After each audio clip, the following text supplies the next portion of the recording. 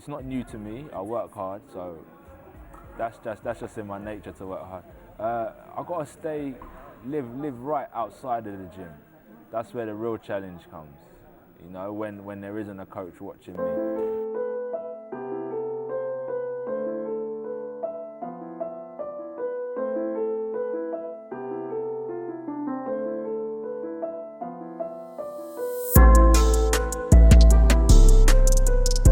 So I'm saying the guy's fake. You don't even use his real name. What's his name? His name is Femi. His name is Femi. Oluwa Femi. Keep it professional. What? Who are you talking to? Who are you talking to? You know the saying. Stay hungry, stay humble. I'm hungry, I'm humble in defeat, and I'm gonna remain humble in victory.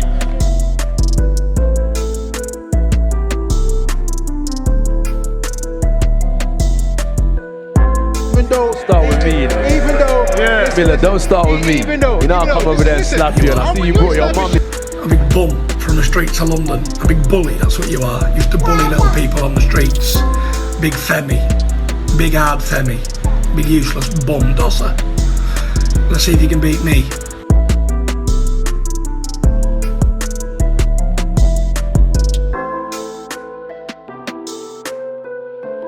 Boxing has long been celebrated for its ability to transform lives, steering individuals away from the perils of street life towards a path of discipline and achievement. A prime example of this transformative power is Anthony Joshua. Before he emerged as a role model and a dominant force in the heavyweight division, Joshua faced a different kind of battle. His early encounters were not with opponents, but with the criminal justice system. The Anthony Joshua celebrated by fans today is a stark contrast to the young boy once known as Femi on his council estate. The nickname, derived from his full name, Anthony Oluwafemi Olaseni Joshua, symbolizes the duality of his life story. Femi represents the teenage years of gang life in Watford, shadowed by troubles that nearly led him down the path to prison. In contrast, AJ embodies the evolution into a global megastar, a multi-million-pound brand, hailed as one of the greatest heavyweights of his generation and the very face of modern boxing. This story of transformation is not just about a change in name, but a profound shift in destiny, from a challenging adolescence to unparalleled success in the boxing world. The story of Femi takes us back to Watford in 1989. Born to Nigerian immigrant parents, Joshua grew up in a scenario quite common to many immigrant families. His mother, Yeta Odusanya, worked as a social worker, while his father, Robert, who is of Nigerian and Irish descent, separated from his mother when Joshua was a young child. Raised primarily by his mother in a modest flat on the Meriden estate, an area notoriously known for trouble, his childhood was filled with the typical energy and activity of youth. Sharing this home with his two sisters and a brother, amidst the challenges of their environment. Joshua was an active kid, always engaged in sports like football and getting into play fights. His cousin Ben Iliami, who introduced Joshua to boxing, recounted a playful scrap between them where a punch from Joshua felt like being hit with a scaffolding pole cushioned by a pillowcase, leaving him in agony for days. Early signs of the gift that he possessed. At the age of 11, Joshua's life trajectory shifted unexpectedly. Accompanying his mother in 2001, he moved to Nigeria, where he was enrolled in a boarding school. This period of his life was marked by strict discipline and early mornings, often starting at 5:30 a.m. to fetch water. Reflecting on this time, he spoke of the tough punishment and beatings that were part of his schooling experience, noting that it was a cultural norm and just how things rolled there. After 2 terms and following his parents' divorce, Joshua returned to the UK and began attending King's Langley School. Here, his athletic ability became evident, especially in physical education. He excelled in track and field, breaking the school's Year 9 record by running the 100 meters in 11.6 seconds, and also playing as an imposing center forward for the school football team. In Year 8, he set a remarkable record in the 400 meters, clocking in at exactly 60 seconds, an impressive feat for a 12-year-old. Despite his athletic talents, an incident during a school football match hinted at the challenges yet to come. At 16 during a game, he reacted to provocation from an opposing player, leading to a physical altercation where Joshua grabbed him up by the neck and threw him over his shoulder. The incident resulted in AJ being charged with actual bodily harm, though he ultimately received only a warning. Upon leaving school at 16, Joshua's life entered a rough patch. His mother's move to Golders Green led him to spend some time in hostels in and around Watford. During this period, his lifestyle took a wayward turn, where he was drinking, smoking, and what he refers to as causing creative mischief as part of a large gang. In 2009, things got worse when Joshua found himself on remand in Reading Prison for 2 weeks due to involvement in what he described as fighting and other crazy stuff.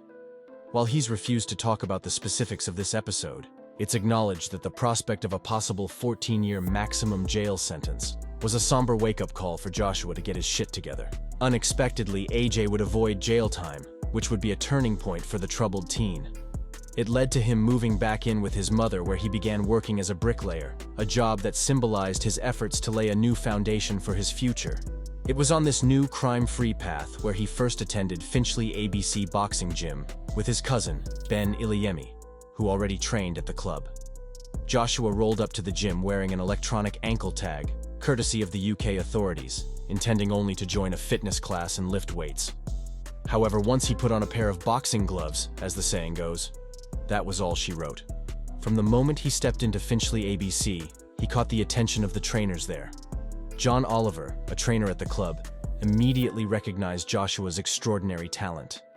He described Joshua as a class act right from the start, embodying the ideal fighter that every trainer dreams of discovering. Oliver, with a boxing history stretching back to the days of Cassius Clay, saw a rare quality in Joshua that he hadn't witnessed since Clay's time: an impressive physique combined with natural movement and ability that simply can't be taught. Oliver vividly recalled the moment he realized the exceptional power of Anthony Joshua. One evening at the gym, Sean Murphy, another coach at Finchley ABC, was working with AJ. Suddenly, there was a scream. Murphy was doubled over in pain, cursing as he struggled to remove the pad from his hand. The incident happened shortly after Murphy had agreed to do some pad work with the 18-year-old 6'6" Joshua for the first time. Almost immediately, Murphy found himself needing to cool his hand in water due to the force of the impact. It was common to have issues with newcomers during pad work, often because they might hit the edge of the pad, causing the trainer's fingers to bend awkwardly. But Joshua was different. He struck the pad perfectly in the center with one of his first punches. The force was so immense that it caused Murphy to yell out in pain. Joshua apologized profusely as he followed the injured coach, who had to leave for the hospital. The severity of the injury became clear later. Murphy's hand wasn't just broken, it was shattered, with every metacarpal smashed in as many as 10 places. Even a decade later, Joshua's trainer still experiences issues with that hand, a testament to the extraordinary power Joshua possessed even in his early days of boxing. A journey in amateur boxing soon began in 2008, marking the start of a rapid ascent in the sport. His debut was impressive, securing a victory by knockout in the very first round.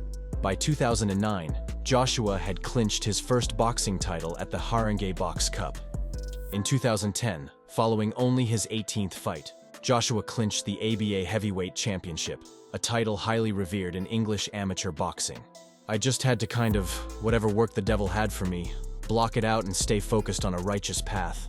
That's still a battle today, but I know how to manage it, Joshua would later confess. His dedication to the sport was evident when he turned down a £50,000 offer to go professional, prioritizing his passion for boxing and his ambition to win medals over financial gain.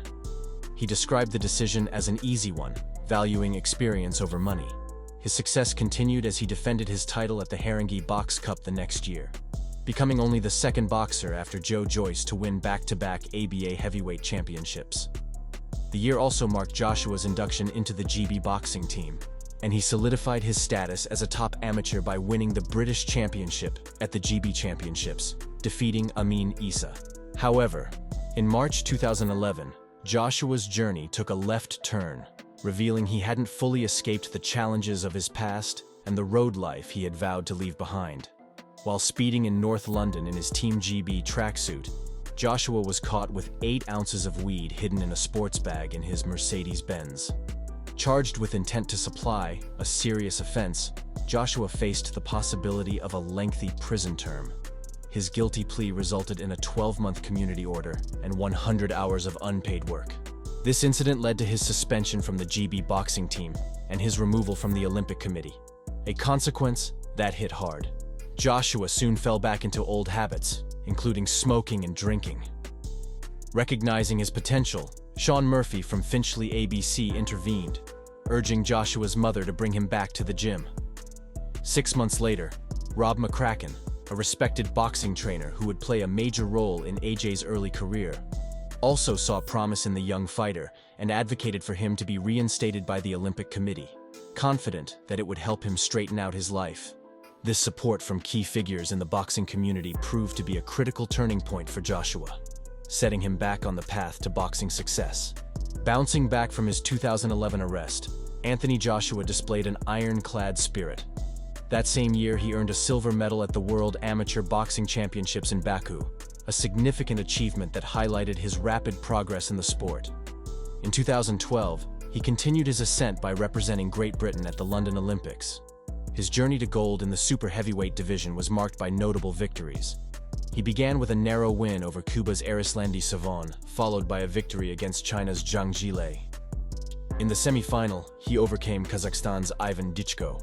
The final against Italy's Roberto Camarelle was a close contest that ended in a draw, with Joshua winning by countback and securing gold in the super heavyweight division. A decision that stirred controversy among some boxing enthusiasts, criticizing it as a home decision. Despite his contentious win in the final, Joshua had made history by winning the first Olympic gold for a British boxer in the super heavyweight division. His Olympic success significantly boosted his public profile and led to him turning pro in 2013, ending his amateur career with an impressive record of 40 wins out of 43 fights. Starting his professional career with a first-round knockout of Emanuele Leo, Joshua rapidly advanced in the heavyweight division. Tearing through the division, he continued his winning streak with knockouts against opponents like Michael Sprott and Gary Cornish. His victory over Dillian White, avenging an earlier amateur loss, further cemented his reputation as a devastating finisher. In his fight against Charles Martin for the IBF title in 2016, Joshua dominated with a second-round knockout, marking a crucial milestone in his rise. His most iconic bout came against Vladimir Klitschko in 2017. In this thrilling match, Joshua was knocked down in the 6th round, but staged a dramatic comeback, eventually winning by TKO in the 11th. This victory not only earned him the WBA and IBO titles, but also solidified his status as a heavyweight powerhouse. However, with every rise comes a fall, and Anthony Joshua's fall was indeed dramatic. After his iconic victory over Klitschko, he faced a stunning upset against Andy Ruiz Jr. in 2019, losing his heavyweight titles in a match that shook the boxing world. Though he reclaimed his titles in the ultra-cautious rematch, he later faced another significant defeat at the hands of the undisputed former cruiserweight world champion, Oleksandr Usyk, in 2021. Joshua would perform better in the rematch on August 20, 2022, but again would go on to lose against the technically superior Usyk. It was after his loss in the rematch that the previously perceived humble facade of Anthony Joshua began to show cracks. AJ's post-fight behavior after his loss to Oleksandr Usyk was widely criticized as unprofessional and inappropriate. His actions, which included throwing 2 title belts out of the ring and delivering a seemingly disjointed speech, detracted from Usyk's moment of victory. He was then overheard taking a swipe at his Ukrainian rival and questioning what went wrong for him. "How did you beat me?" "You're not strong," Joshua was heard asking Usyk. This behavior was seen as a stark departure from the sportsmanship typically expected in such high-profile bouts. Joshua's outburst was attributed to his emotional state following the loss, yet it highlighted a lack of composure and respect for his opponent's achievement, taking the shine away from Usyk. His subsequent apology and acknowledgement of his emotions getting the better of him suggested an awareness of the negative impact of his actions. Nevertheless, such conduct raises questions about the pressure and emotional management of athletes at the highest levels of competition. Joshua, who had lost 3 of his last 5 fights, later went on to say, "When you're angry, you do stupid things." AJ's uncharacteristic outburst after his rematch with Usyk not only raised eyebrows, but also brought into sharper focus the complexities of his public persona. This incident wasn't the first time Joshua found himself at the center of controversy. Previously, he faced criticism for remarks that were perceived as racially insensitive. In June 2020, amidst a global outcry for racial equality, Anthony Joshua stepped up to the microphone at a Black Lives Matter march. He delivered a speech, not of his own words, but carrying a message he felt compelled to share.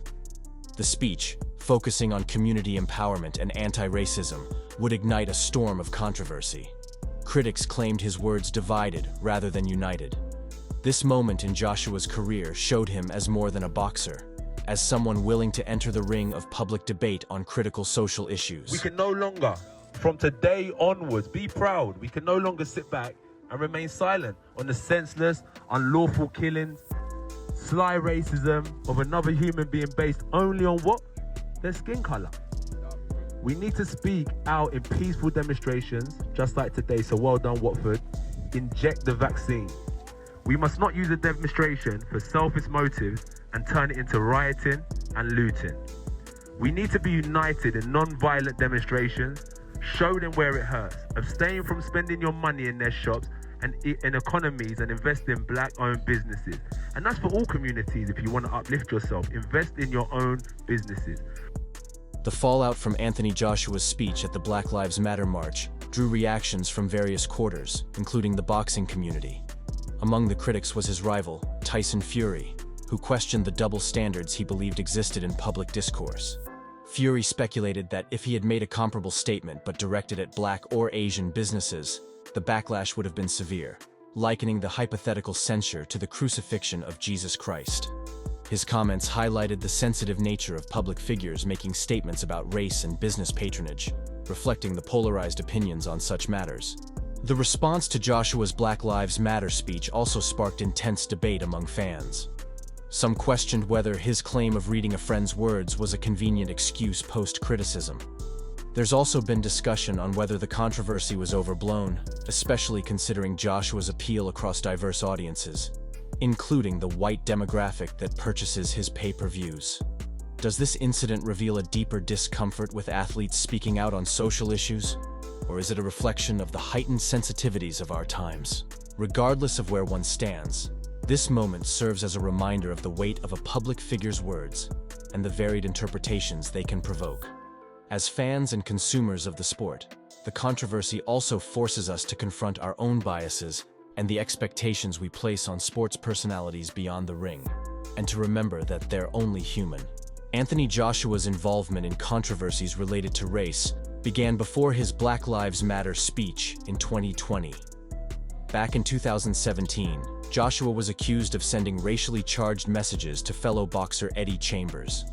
Despite claims of a hacked account, the incident left fans questioning and led to a significant backlash. This, along with his subsequent Black Lives Matter speech, which also drew criticism, suggests that Joshua's journey with public racial discourse has been complex and fraught with contention. The message from Joshua's account called Chambers a disgrace to the superior black race. Joshua's representatives claimed that his account was hacked, and the messages were not sent by him. His promoter Eddie Hearn initially suggested that the messages came from a fake account, but later events suggested that this was not the case. This incident, coupled with Joshua's later Black Lives Matter speech, indicates that it was not the first time Joshua had been involved in a controversy with racial connotations. The two incidents have contributed to ongoing discussions about the heavyweight champion's public statements and their impact on his fan base and his public image.